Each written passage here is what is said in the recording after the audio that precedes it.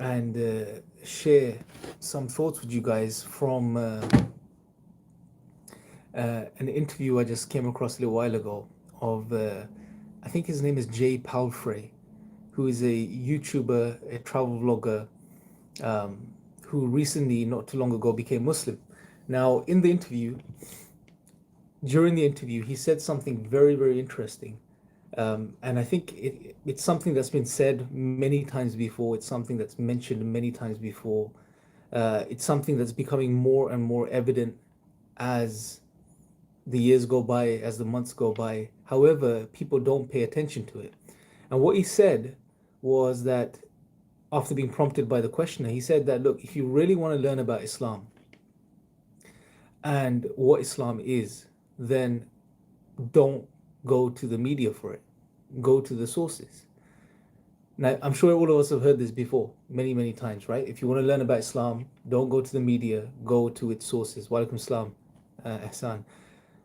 So it's said, it's known, even many non-Muslims these days recognize this and know this. However, people still keep making the same mistake.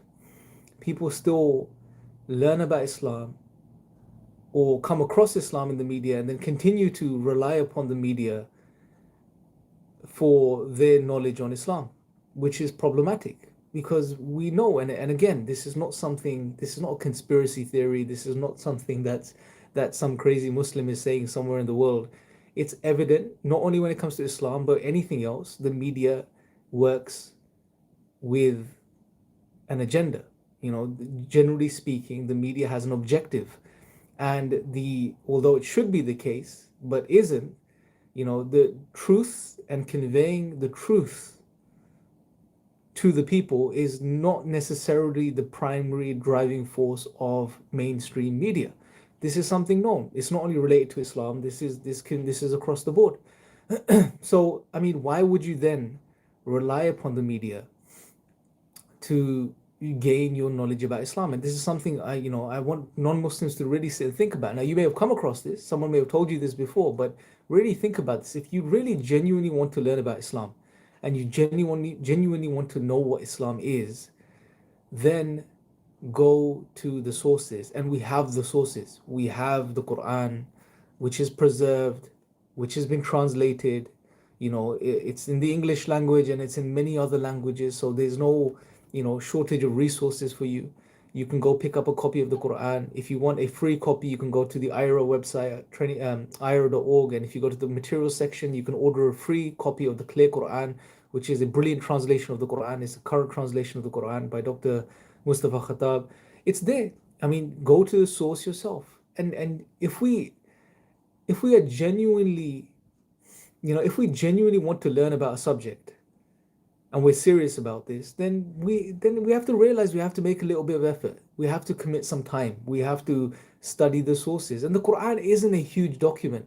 The Quran is not a massive document that's going to take you years reading. It's no bigger than your average novel. It's about this thick, and you can read it. You can get through it. A quick reader can read the whole Quran maybe in a week.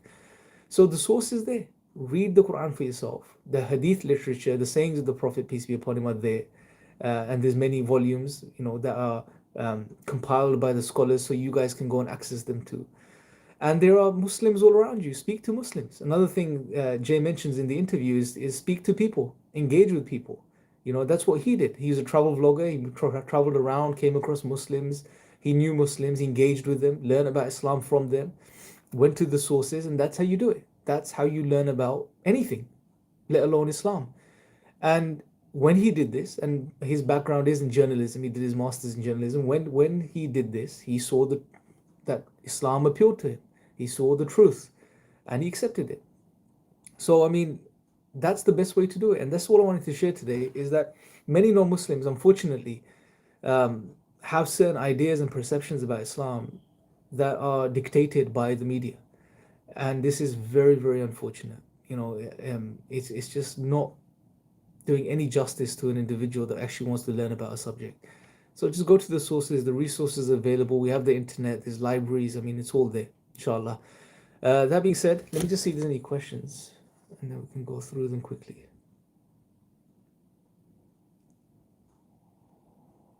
Assalamu alaikum wa alaikum assalam to everyone. Uh, yeah, I'll fix the title inshallah. Just quickly put it up. Jazakallah khair for the correction of the title. Yes, it is a really huge problem. You know, the media perception of Islam and the perception it's or the narrative in regards to Islam that it's generally trying to promote. That's not saying all media is the same, but this is a general problem you see. Faizan says, why Islam and not atheism? What is our ultimate purpose? Have you bro? Jazakallah khair. Look, why Islam, not atheism? There's many ways we can address this question. I think if you look at it purely from the perspective of utility for a human being, what's useful, um, it's a no-brainer. Islam is a no-brainer, and even if you look at it from the perspective of meaning, we live in an age of where there's a crisis of meaning. People don't know what the meaning of their life is, and you won't get the meaning of life under atheism. And inshallah, I'll do a webinar, not a webinar, a slides. I'm putting together some slides on nihilism and Islam, and I'll present that soon, inshallah.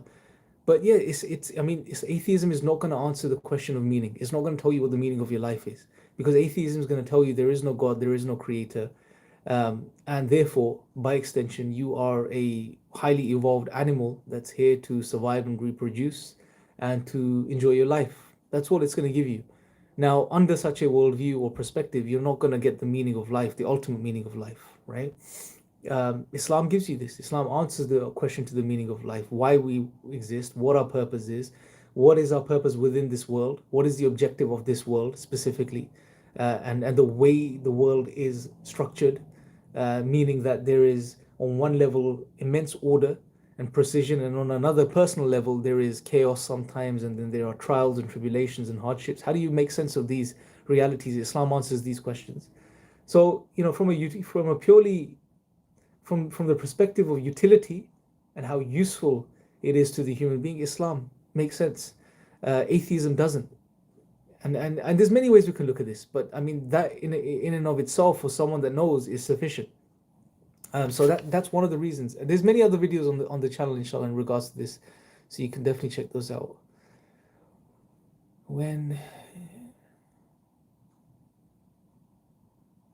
Yeah, brothers and sisters, Jazakallah khair. I made a note. I just quickly put the title on the video, so I'll change it, inshallah, after the live.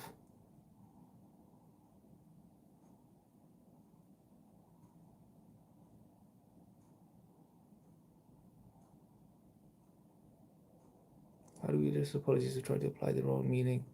So how do you address apologists who try to apply their own meaning to the Quran because it doesn't fit the Western narrative? How do you address them? Well, if I was to speak to someone like this, I would tell them or remind them that although there is a scope of interpretation for the ayat in the Quran, you know, there is a structured approach to it. You can't just go to the Quran and start to interpret the Quran as you please. The scholars have done the work over the centuries, and if you read tafsir literature, you would see that, you know, the scholars in many cases highlight the potential interpretations of given verses of the Quran, and sometimes they highlight several different interpretations, but there is a scope. There is not an unlimited number of interpretations to every single verse of the Quran, and there are principles of deriving meaning from the Quran. There are principles of tafsir. You have to adhere to them, and if you don't, you see the mess that you end up with, right? You see it online. There's some examples. I recently watched a debate in Urdu. I don't remember who the guy was, but there was a Mufti Saab who went to see this guy. I don't know who he is. I think I've seen some of his videos around, and they had a debate, and the whole debate was about how this guy was making his own interpretations up of the Quran. And when you watch that debate, I can't remember the name of the debate or the guys in it, but when you watch it, you see this guy. There's no way you can win it. You can correct this guy, because his fundamental assumptions and principles of how he is to understand the Quran are just, he's made them up himself.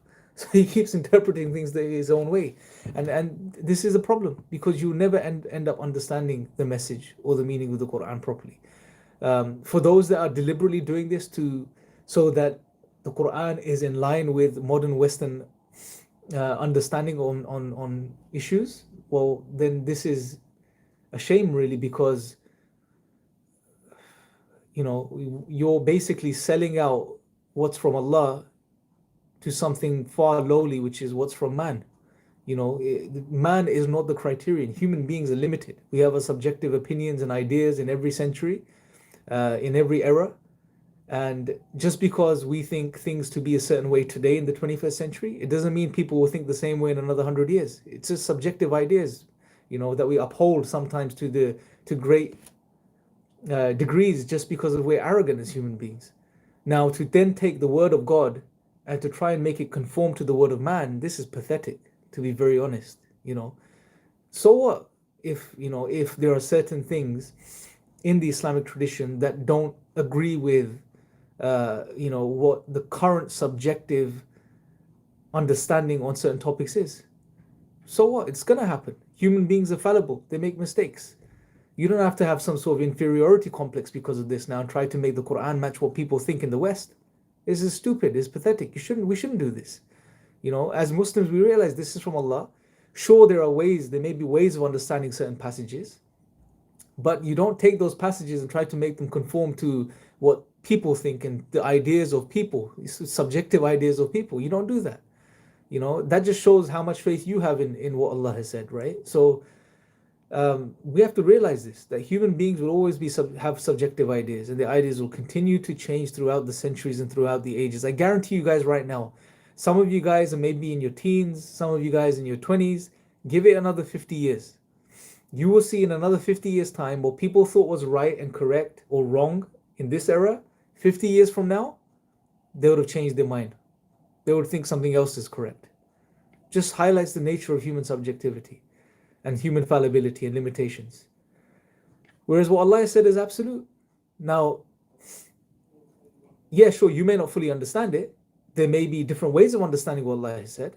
You don't have to take, for example, in any given scenario, the harshest interpretation.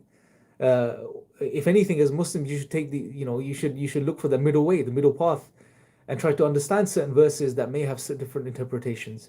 But don't try to understand them with a baggage, an underlying assumption that I have to try to make the Quran match, the modern understanding on certain issues and topics. We don't do this.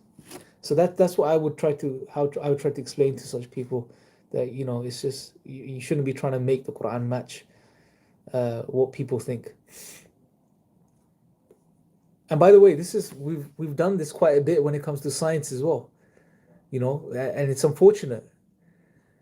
Scientific miracles in the Quran. We go on about this till all day long. Maybe not so much now, but we used to. But when you understand how science works and the limitations of science, and you understand the principles of tafsir, well, then you realize you can't claim scientific miracles.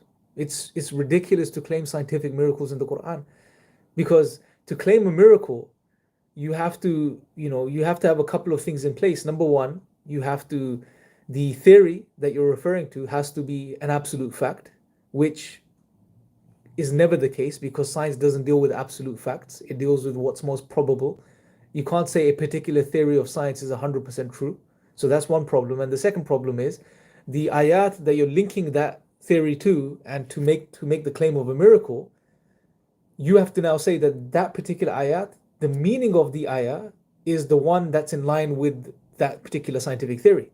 Now, it's possible that a particular ayah of the Quran may have one interpretation, but there are many ayat of the Quran that have more than one interpretation.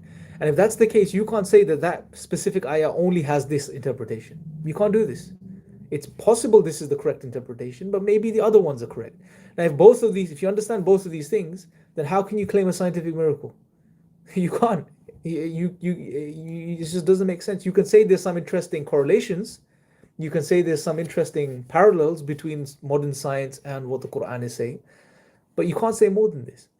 But you see, because of the influence of science and because of the stature science holds today in the 21st century, As Muslims, we thought, wow, this is the golden calf, and therefore we have to try to get the Quran to match the science, so we can validate the Quran. When the Quran is from Allah, it doesn't need, you know, human endeavors such as the scientific method to validate it.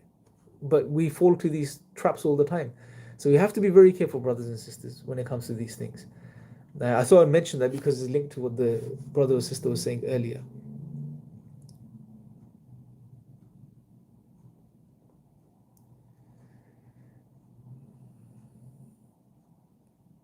Methodology. No, I haven't come across the term AHE.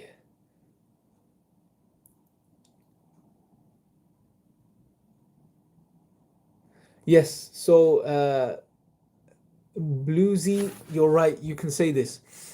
In a Dawah situation, you can say, look, this is a current theory of science which scientists hold to be true with the small t. Um, and here, look, here's a verse from the Quran that mentions something. Say, for example, the ayah in the Quran where the heavens were one closed part and then Allah split them apart. Now, one interpretation of the verse can be that this is referring to the origins of the universe where everything was one thick part and then it split or there was an explosion, referring possibly to the Big Bang. So there's some interesting correlations here, some interesting things we can ponder upon and reflect upon, But to say, look, Big Bang in the Quran, no, that's just being, silly with the whole thing. We don't do it that way. You can say it's interesting. It's very interesting. There's things in the Quran which recently I was reading blow your mind, man. Like, where I don't remember what surah of the Quran this is in now, but where Allah mentions the places of ascent of the angels that they ascend through, and there's a concept of time dilation here as well, where if a day in that realm is like that of 50,000 years of our experience. Now, this is very interesting, and the ways of ascent. The Arabic word that's used is what's the word?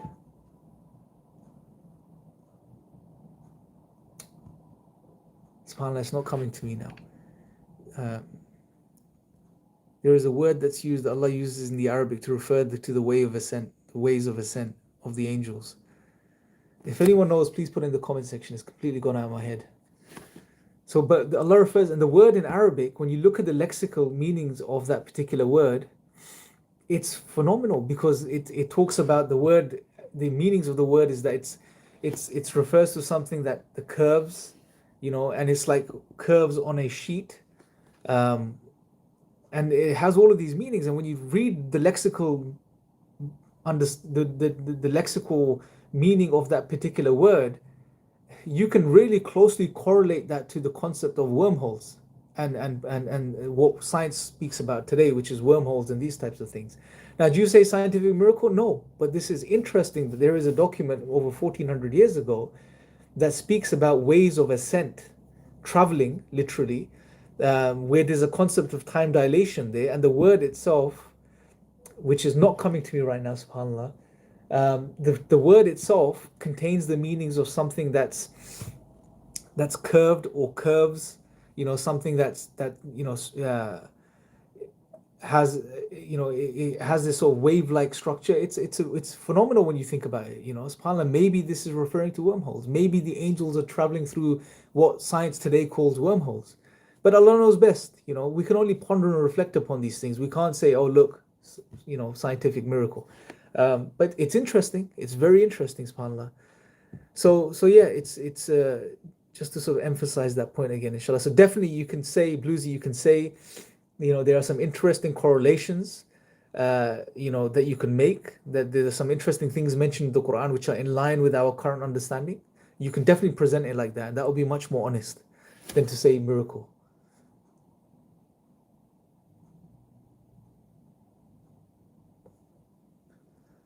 Ali could see, in regards to hypocritical thoughts, if you're talking about shubahat and things that sort of look, thoughts are something that occur to every human being. Shaitan whispers as well, and he whispers in our own voice in our heads. So waswas is a real thing. Now, the best way I've personally learned to deal with these things is, number one, obviously seek refuge with Allah as soon as you get such thoughts and you get waswas from shaitan. Seek refuge with Allah. Number two, don't give it power. And what I mean by this is don't focus on it. Because when you start to focus on those waswas and those thoughts and those hypocritical thoughts, you start to give it power. You start to give that thought energy, and it starts to drain you. And eventually that's going to lead to you starting to feel anxiety and agitation and frustration. And you're going to focus on it more, and you're going to get more agitated and more anxious, and you're going to become compulsive about it. And that's when you're going to run into a problem, because it's going to start weighing down on you. And that's going to put you in a really bad state of mind. So the best thing to do, seek refuge with Allah. Don't give those thoughts any power. Don't think about them. Just know thoughts come and go.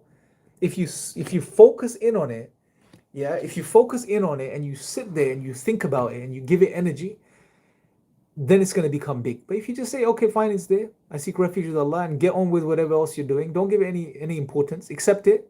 Accept it meaning don't ponder over it, but accept it as it's there. Khalas, it's there. I seek refuge with Allah. Move on. Soon as you do that, you realize the thought will pass like other thoughts pass through your head, and it'll go away. That's it. But if you give it energy by thinking about it and focusing on it and bringing it up again and again, that's when you're going to run into problems. So don't do that. Just let it go. Focus on things which are more important.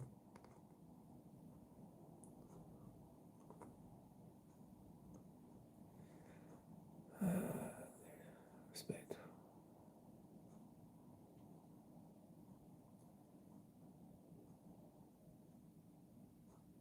Yeah, so the ayah, Azizul is highlighting the angels and spirit, i.e. Jibreel, will ascend to him during a day in the eternity, which is 50,000 years. Yeah, the ways of ascent, the Arabic word, if anyone knows it, please share it. It's in one particular surah of the Quran. Um, it's just not coming to me now, subhanAllah, man. My brain is a bit fuzzy right now. Ma'arij, there it is. Ma'arij. The word is ma'arij.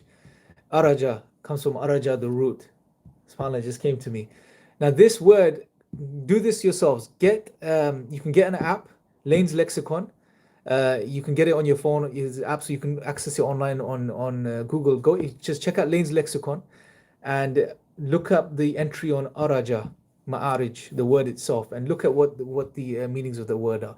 And when you read those meanings, then if you want, go over and see what the science says in regards to wormholes and places of wormholes and such things, and you will see some very interesting parallels between the two. The concept of time dilation, the concept of something that curves and bends space and time is very interesting. But I'm just mentioning this to you guys to highlight, like the Bruzy said earlier, is some interesting things to ponder over. There are things that really blow your mind, but don't use these as scientific miracles in the Quran, because we can't do that, as I've explained already, inshallah. Ma'arij, yes, the word is ma'arij.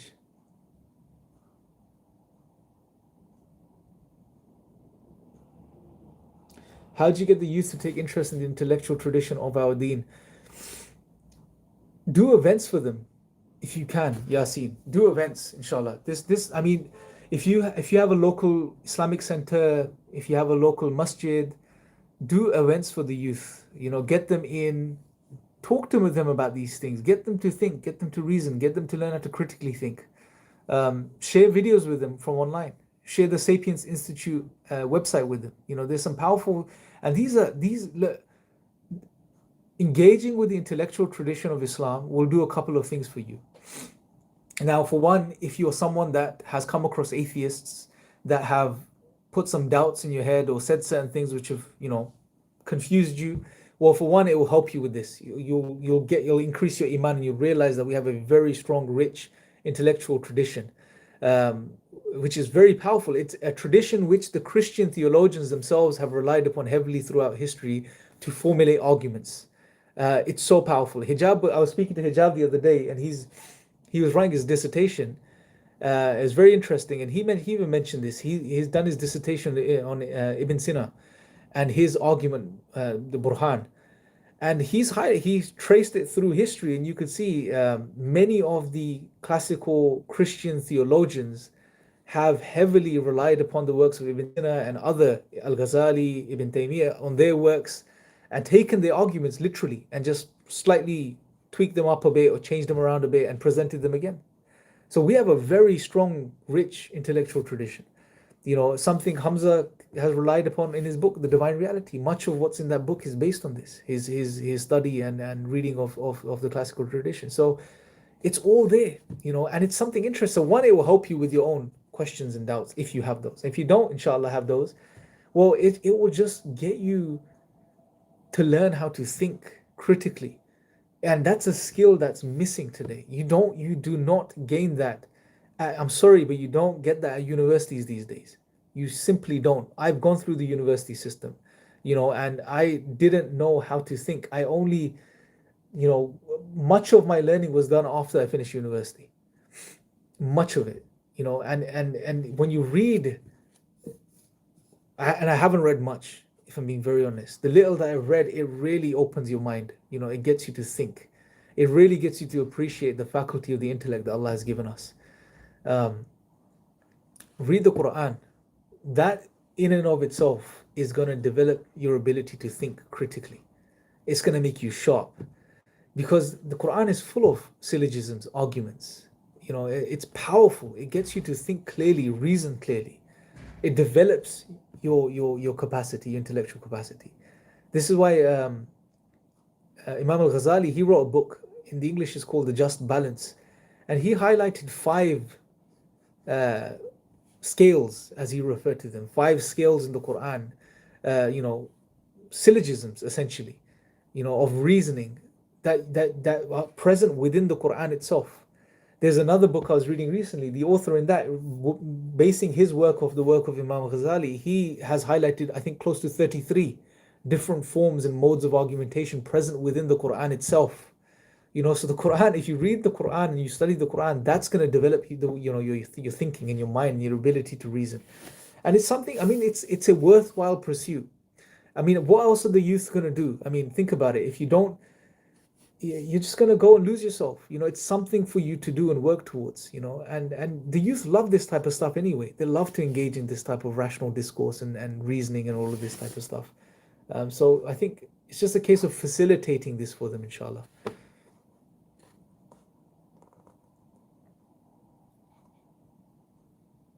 Okay. AHE says that's a cornerstone of cognitive behavioral therapy. Absolutely. They have these principles already, and it works. It works. Even in the Quran, Allah subhanahu wa ta'ala encourages us to once you've believed, you don't doubt. You just go and then you work in the path of Allah. I've got a video on this I posted a few weeks ago, about 2 weeks ago. Why I call it, it's called Stop Spinning Your Wheels. I think that's the title. That's exactly what I mentioned. There is an ayah in the Quran where Allah subhanahu wa ta'ala tells us, once you believe, don't doubt. Just go and do what you need to do. Do good deeds and start getting active. Don't sit there and contemplate and worry yourself over thoughts that are just passing thoughts.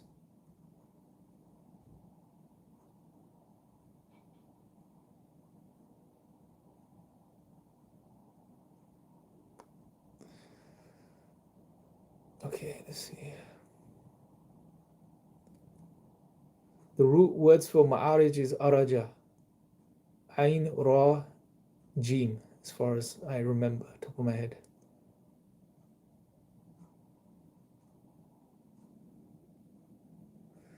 Jawahir al-Quran by Al-Ghazali, that's not that book. That one's called The Just Balance. But this particular book, the gems of the Quran, the jewels of the Quran, is a phenomenal book as well. It really is an amazing book. I've got it. I haven't gone through it, much of it yet, but what I've read so far, it's phenomenal. SubhanAllah. Wa alaikum salam. So inshallah, guys, we're coming at 30 minutes. We'll wrap up for today. May Allah bless you guys, inshallah. I'll try to do another live Q&A session, inshallah, later on this week. So yeah, may Allah bless you guys. I'll speak to you guys soon. Assalamu alaikum.